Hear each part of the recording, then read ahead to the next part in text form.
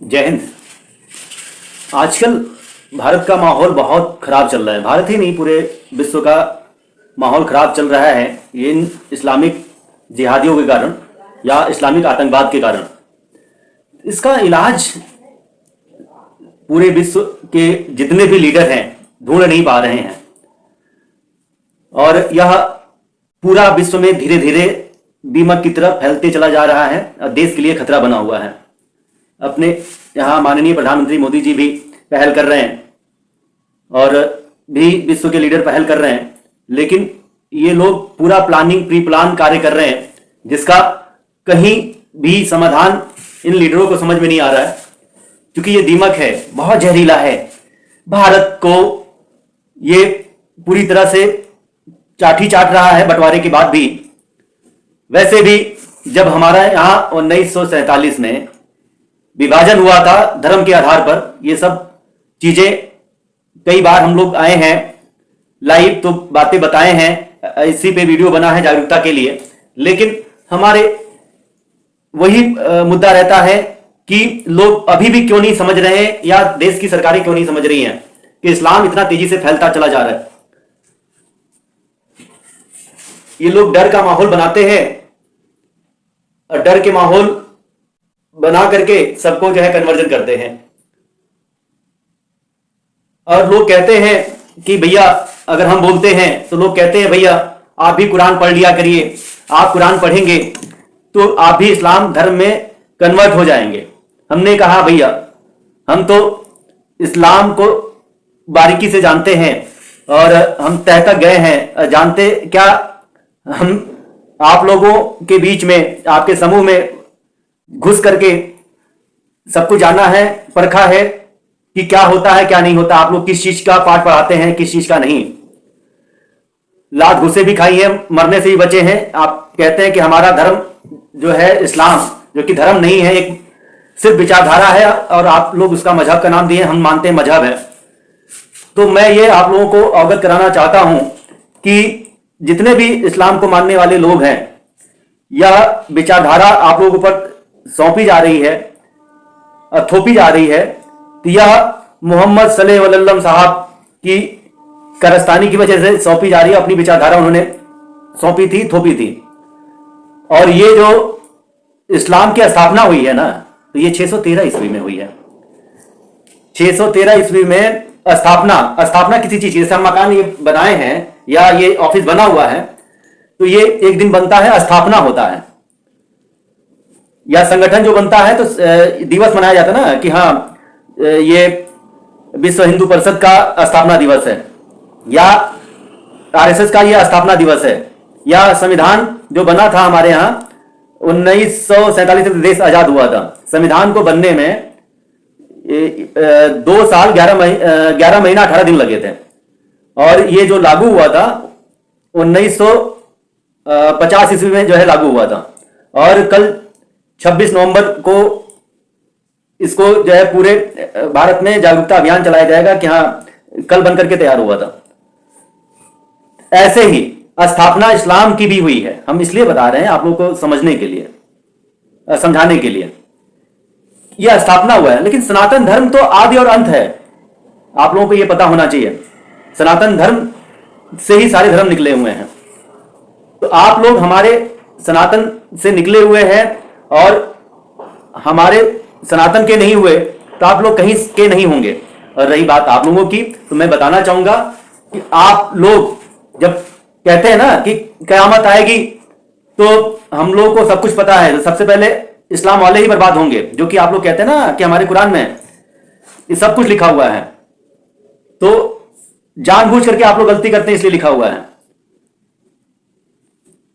और देखिए, इस्लाम का फैलने का मात्र एक ही कारण है, मैं आप लोगों को अब ध्यान से बताऊंगा, क्योंकि गुस्सा आती है तो इस तरह से बोलना पड़ता है। इस्लाम जो है ये फैल रहा है इतनी तेजी से, इसके 3 मकसद हैं। इस्लाम जो फैला रहे हैं, जो जिहाद हो रहा है, इसके 3 मकसद हैं सिर्फ। पहला, आपका रिप्रोडक्शन, मतलब ढेर सारी पत्नियां, ढेर सारे बच्चे। और दूसरा ये है कन्वर्जन, लव जिहाद। तो लव जिहाद और कन्वर्जन कहीं ना कहीं से देश के लिए खतरा है। हमारी बहन बेटियों को ये लोग जाते हैं स्कूल कॉलेज में, शिकार बनाते हैं नाम बदल करके कि मैं मनोज हूं, मैं अंकित हूं, मैं राज हूं, मैं अमन हूं, या सुधीर हूं, या जो है रणवीर हूं। ऐसे बदल करके जाते हैं, कलावा पहन करके जाते हैं, दिखाते हैं कि मैं हिंदू हूं।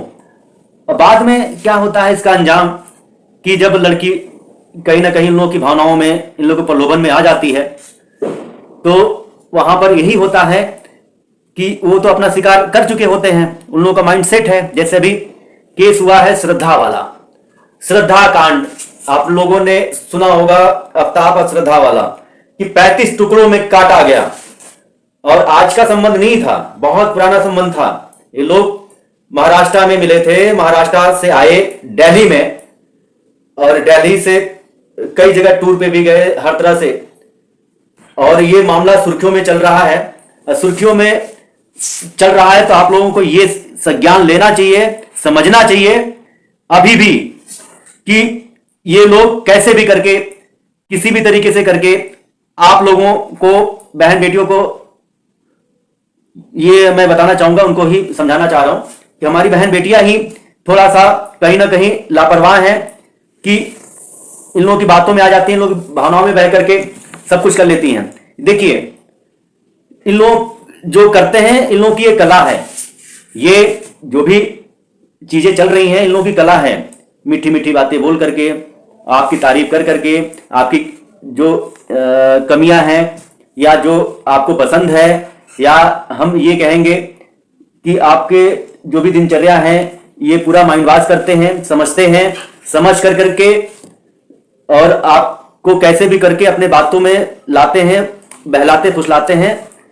उसके बाद से कल को जैसे श्रद्धा वाला कांड हुआ, आप लोगों ने देखा कि बोटियों में काट करके 6 महीने बाद तो मामला उजागर हुआ, और ये पुलिस प्रशासन की रही तत्परता और इतना कानून में इन लोगों को इतना प्रैक्टिस, इतना सही तरीके से ट्रेनिंग दी गई है, हर तरीके से बताया सिखाया गया है, तो इन लोगों की तत्परता के कारण ये पकड़ा गया।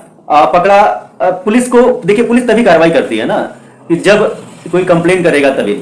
अब था, आप लोगों को पता होगा कि श्रद्धा वाला केस, तो श्रद्धा वाला केस में वो लड़की जो है बाहर रहती थी, इसके साथ में बहलाया फुसलाया सभी कुछ किया उसने, तो बाहर रहती थी। तो बाहर रहती थी तो माँ बाप भी अब ध्यान नहीं देते थे, क्योंकि माँ बाप को उसने इग्नोर किया। तो अब लेकिन बात तो करती थी ना, जैसे कि आप लोग न्यूज सुर्खियों में देख रहे होंगे लगातार।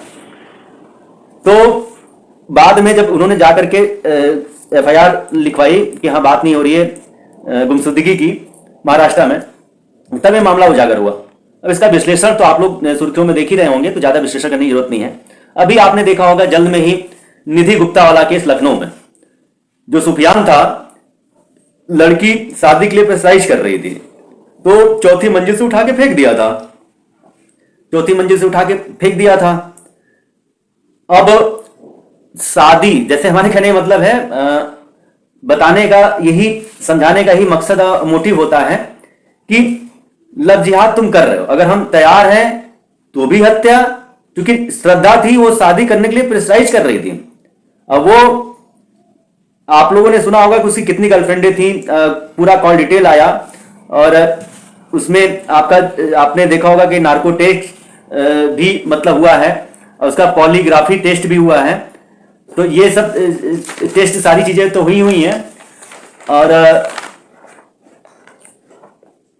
पॉलीग्राफी टेस्ट हुआ है, और नार्को टेस्ट हुआ है, अब ब्रेन मैपिंग टेस्ट हुआ है। तो उसमें सारी मामले खुल के आ रहे हैं। बोटी करके कहां यानी कि जंगलों में उसने फेंका, और उसके बाद से तालाब में उसकी बोटियां फेंकी, और 6 महीना हो गया धीरे धीरे। तो ये सब केसेस हमारी बहन बेटियों के साथ हो रहा है। आप